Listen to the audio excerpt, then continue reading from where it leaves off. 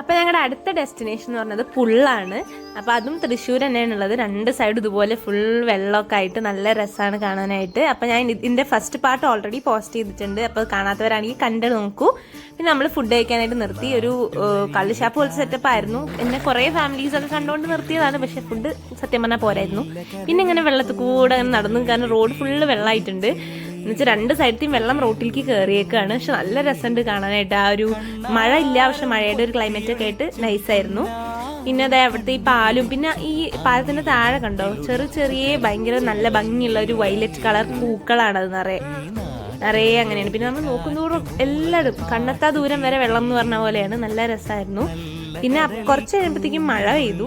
പിന്നെ സച്ചുവും അമ്മയും ഒക്കെ എല്ലാവരും എൻജോയ് ചെയ്തു മാക്സിമം. നല്ല അധികം തിരക്കൊന്നും ഇല്ലാത്തതുകൊണ്ട് നമുക്ക് നന്നായിട്ട് എൻജോയ് ചെയ്യാൻ പറ്റി. അപ്പോൾ അങ്ങനെ പ്രകൃതി ആസ്വദിക്കാൻ താല്പര്യമുള്ളവർക്കൊക്കെ ഒന്ന് ചെക്കൗട്ട് ചെയ്യാൻ പറ്റിയ പ്ലേസ് ആണ്. കാര്യമായിട്ടൊന്നുമില്ല, ഈ വെള്ളവും നമ്മുടെ കാഴ്ചകളും അതൊക്കെ തന്നെ മെയിൻ ആയിട്ടുള്ളൂ. അപ്പോഴേക്കും മഴയും വന്നു. കുറച്ചു നേരം അവിടെ സംസാരിച്ചിരുന്ന് ടൈം സ്പെൻഡ് ചെയ്തതിനു ശേഷം നമ്മൾ തിരിച്ചു പോന്നു. പിന്നെ തിരിച്ച് നേരെ വീട്ടിലേക്ക്. So till my next video, by.